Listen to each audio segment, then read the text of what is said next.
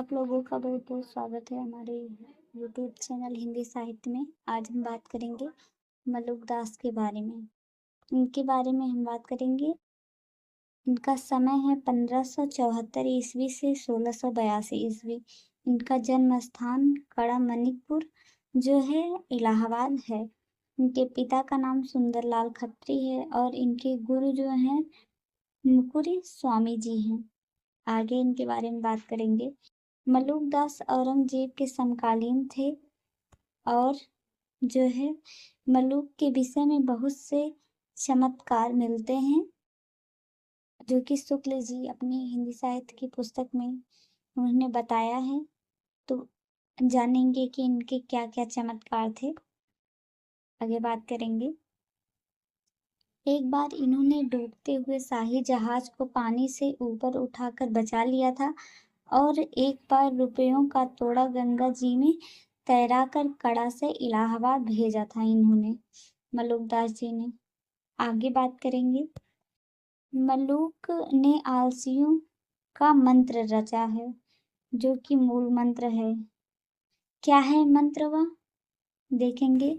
अजगर करे न चाकरी, पंछी करे न काम, दास मलुका कह गए सबके दाता राम।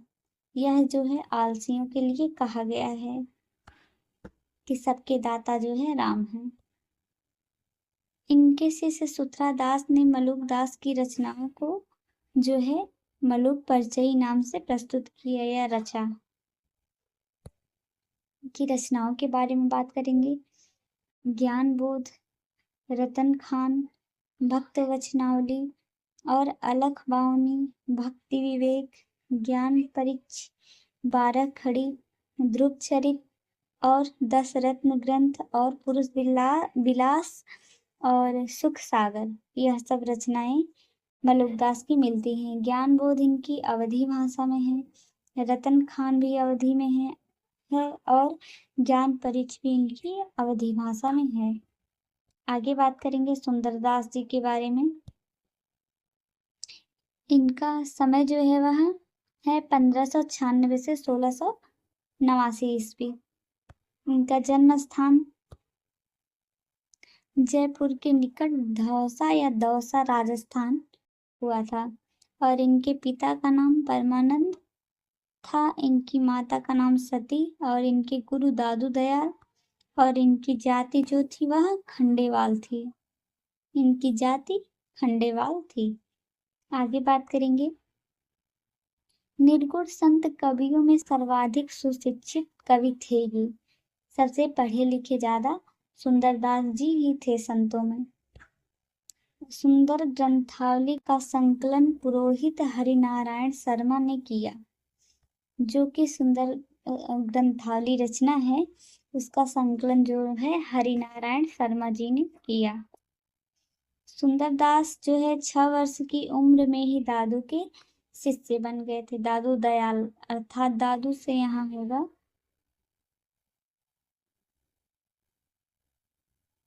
दादू दयाल। आगे बात करेंगे गुरु नानक के बारे में। इनका जन्म जो है 1469 से जो है 1538 इनका जन्म हुआ था और मृत्यु जो है 1538। इनका जन्म स्थान तलवंडी जो कि वर्तमान में ननकाना साहिब है और लाहौर पाकिस्तान में है। इनका जन्म स्थान पूछा गया था कि इनका जन्म कहाँ हुआ था, तो उसमें पहले तलवंडी ही सही माना जाएगा। अगर तलवंडी ऑप्शन में नहीं रहेगा तब जाके ननकाना होगा। आगे बात करेंगे।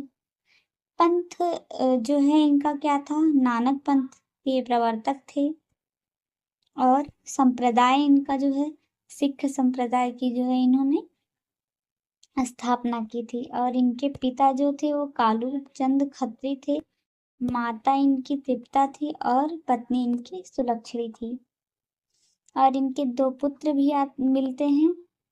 इनके 2 पुत्र हैं श्रीचंद्र और लक्ष्मी चंद्र। श्री चंद्र नहीं होगा, चंद होगा। श्री चंद्र और लक्ष्मी चंद्र जो कि श्री चंद्र ने उदासी संप्रदाय की स्थापना की है। इनके पुत्र जो श्री चंद्र थे। आगे बात करेंगे। नानक के दर्शन का सार इनकी पुस्तक जो है जपुजी में निहित है, मिलता है। ये सिख संप्रदाय के आदि गुरु के रूप में जाने जाते हैं, या हुए या हैं या थे, कुछ भी कह लें। अगर आदि गुरु की बात होगी सिख संप्रदाय की तो नानक जी हो जाएंगे। आगे, नानक पहले संत हैं जिन्होंने विदेशी आक्रमणों के विरोध के लिए आवाज उठाई। यहाँ पर मिसप्रिंट है लिखने में। आक्रमण जो है विदेशियों के आक्रमणकारियों के लिए आवाज सबसे पहले जो है नानक ने उठाई थी। नानक को पाप से घृणा थी, पापियों से नहीं। इनको जो है पाप से घृणा थी, पापियों से नहीं। आगे, नानक के अधिकांश पद अपने स्वतंत्र स्वरूप में गुरु ग्रंथ साहिब में संकलित हैं। आगे बात करेंगे इनकी रचनाओं के बारे में। पहली रचना जो है मिलती है जपुजी, अस्सी दीवार, सोहिला, रहीरास, नसीहतनामा। यह नसीहतनामा ज्यादातर पूछी जाती इम्पोर्टेंट रचना है जो कि खड़ी बोली में है। और इनकी जपुजी और अस्सी दीवार, सोहिला और रहीरास यह जो है ब्रज और पंजाबी में है। और इनकी नसीहतनामा जो है वह खड़ी बोली में है। आगे बात करेंगे जम्बूनाथ के बारे में। इनका समय बात करेंगे 1451 ईस्वी इनका जन्म, मृत्यु जो है 1523 ईस्वी हुई थी। आगे इनका जन्म स्थान जो है नागौर, जोधपुर, पीपासर गांव में हुआ था या ग्राम में हुआ था। आगे बात करेंगे। जन्म से 34 वर्ष की अवस्था तक इन्होंने एक भी शब्द नहीं बोला। मतलब जन्म से लेकर 34 वर्ष तक इन्होंने अपने मुख से कोई शब्द नहीं निकाला था। आगे, इनका समाधि स्थल कहाँ है? संभरा स्थल और जो है सांभर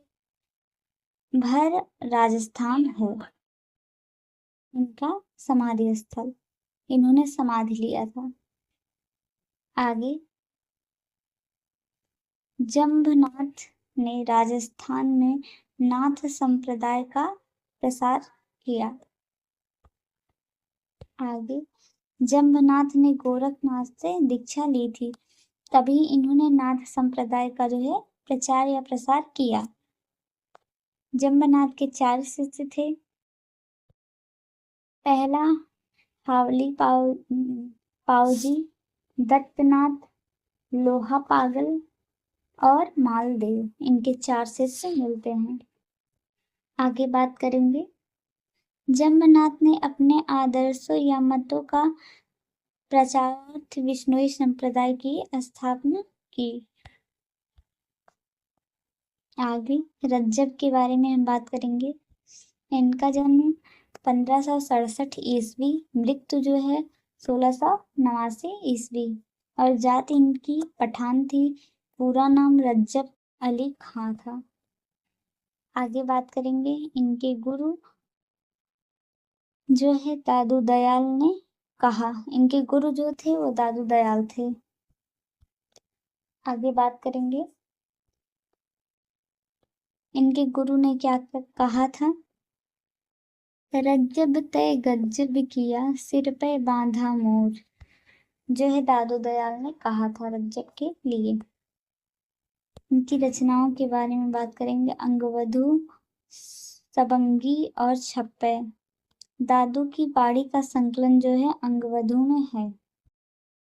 आगे, रज्जब बानी नामक ग्रंथ को इनकी रचनाओं का संकलन है जिसका संपादन जो है परशुराम चतुर्वेदी जी ने किया है। इनकी रचनाएं जो है काव्य दृष्टांत शैली में रचित हैं। आगे धर्मदास के बारे में बात करेंगे। धर्मदास जो थे ये कबीर के शिष्य थे।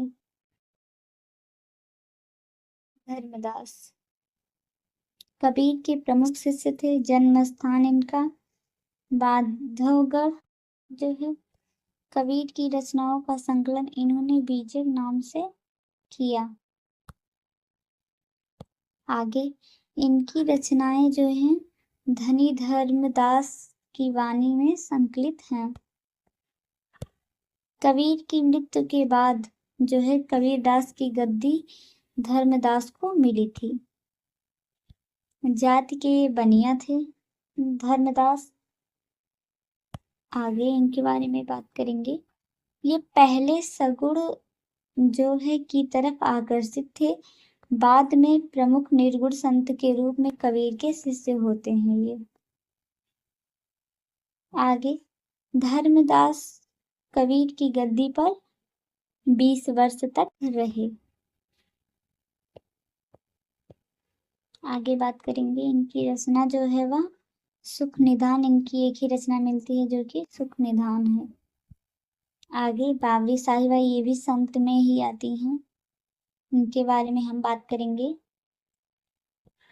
ये प्रमुख जो है महिला संत हैं। एक ही महिला संत हैं ये मुगल बादशाह अकबर की समकालीन थी। कुछ कुलीन महिला थी। बावरी पंथ की इन्होंने स्थापना की थी। आगे बात करेंगे संत सदना। संत सदना इनकी जाति कसाई थी। केवल एक पद इनके गुरु ग्रंथ साहिब में संकलित हैं। आगे संत पीपा के बारे में हम बात करेंगे कि जाति राजपूत। गुरु रामानंद संत पीपा ने गृहस्थ धर्म का जो है निर्वाह किया था। सेन ये भी जो है रामानंद के ही शिष्य परंपरा में आ जाएंगे। जाति नाई एक पद आदि ग्रंथ में संकलित हैं इनके। आगे धन्ना ये भी जो है जाति के जाट थे। गुरु जो है रामानंद थे। दीक्षा गुरु आत्मानंद 4 पद जो है इनके आदि ग्रंथ में मिलते हैं, संकलित हैं। आगे जगजीवन दास के बारे में बात करेंगे। ये बाराबंकी के चंदेल ठाकुर थे और जो है सतनामी संप्रदाय के पुनर्जागरण का श्रेय इन्हीं को दिया जाता है। आगे बात करेंगे अर्जुन देव के बारे में। सिखों के पहले गुरु जो है गुरु नानक थे। अंतिम गुरु गुरु गोविंद सिंह। आगे बात करेंगे अर्जुन देव को जहांगीर ने फांसी पर चढ़ा दिया था, जबकि गुरु तेज बहादुर को औरंगजेब ने दीवार में चुनवा दिया था। आगे इनकी रचनाओं के बारे में बात करेंगे। अर्जुन देव को जो है जहांगीर ने फांसी दी थी। जहांगीर ने फांसी दी थी और तेज बहादुर को औरंगजेब ने दीवार में चुनवाया था। अर्जुन देव की रचनाओं के बारे में सुखमनी 52 अखरी 12 मासा इनकी जो है 3 रचनाएं ये मिलती हैं। आगे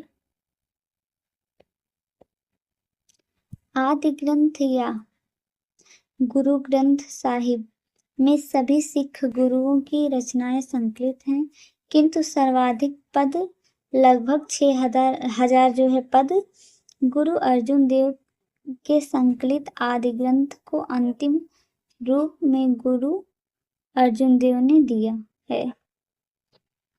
सेवतकी के बारे में बात करेंगे।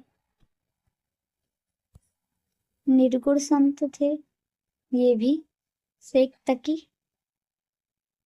और इनकी उपाधि जो थी वह शकरगंज थी। पूरा नाम शेख फरीद शकरगंज। निवास पंजाब। निवास स्थान पंजाब। ये गुरु नानक के समकालीन थे। आगे इनके बारे में बात करेंगे। इन्होंने 4 वर्ष की अवस्था में संपूर्ण कुरान याद कर लिया था और आदि ग्रंथ में इनके 4 पद संकलित हैं आदि ग्रंथ में। आगे बात करेंगे बाबा लाल के बारे में। इनका जो है जन्म स्थान जो है वह बड़ौदा गुजरात है। आगे बाबा लाल का जन्म जो है बड़ौदा गुजरात में सैल पर्वत नामक स्थान पर बताया गया है। आगे बाबा लाल और दारा के वार्तालाप असरारे मार्फत में संग्रहित हैं। आगे बाबा लाल के विचारों का संग्रह जो है नदिरू जो है निकात में ग्रंथ में मिलता है। आगे बात करेंगे संत जो है भीषण के बारे में। ये इनके बारे में बस इतना ही आप लोग जानिए कि ये प्रमुख निर्गुण संत, ये भी संतों में आते हैं भीषण जी। आगे संत जो है वीरभान निर्गुण ज्ञानाश्रय शाखा में आते हैं। इनके गुरु जो है उदयदास हैं। गुरु रैदास की शिष्य परंपरा में ये आते हैं। आगे बात करेंगे संत तुलसी साहब के बारे में, जो कि ये भी आते हैं जो है संत काव्य परंपरा में। का निवास स्थान अलीगढ़ यूपी। जाति से ब्राह्मण थे। ये अपने को तुलसीदास के अवतार समझते थे और इन्होंने आवा पंथ की स्थापना की। इनकी जो रचना है घट रामायण रत्न सागर इनकी रचना है। आगे बात करेंगे गुरु गोविंद सिंह के बारे में। गुरु नानक की परंपरा में ये 10वें गुरु थे। गुरु गोविंद सिंह नानक की परंपरा में जो है ये 10वें गुरु थे और औरंगजेब की ये समकालीन थे। इनकी ये रचना जो है चंडी चरित्र बहुत बार पूछी गई है। और दूसरी रचना दुर्गा सप्तशती और तीसरी है विचित्र नाटक। आगे बात करेंगे गुरु जो है अंगद देव सिख संप्रदाय के गुरु हैं। ये भी इन्होंने जो है गुरुमुखी अक्षरों को प्रचलन में लाया था। गुरु अंगद देव ने जो है लाया था। आगे बात करेंगे लंगर प्रथा जो है चलाने वाले गुरु अंगद देव ही थे। आगे बात करेंगे चरणदास, ये भी संतों में ही आते हैं। इनकी जाति जो है बनिया थी। निवास स्थान जो है अलवर राजस्थान। इनका वास्तविक नाम रणजीत था और इनकी शिष्या 2 थी, दयाबाई और सहजोबाई इनकी शिष्या थी। आगे बात करेंगे ये अंतिम कवि हैं निपट रंजन स्वामी। ये जो है संतों में अंतिम कवि मिलते हैं। आगे इनके बारे में देखेंगे। सेंगट के अनुसार तुलसीदास जी के समकालीन ये थे।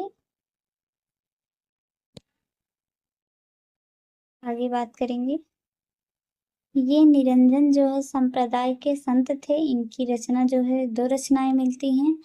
एक है शांत सरसी और निरंजनी संग्रह। इनकी 2 रचनाएं मिलती हैं। आप लोगों का बहुत बहुत धन्यवाद।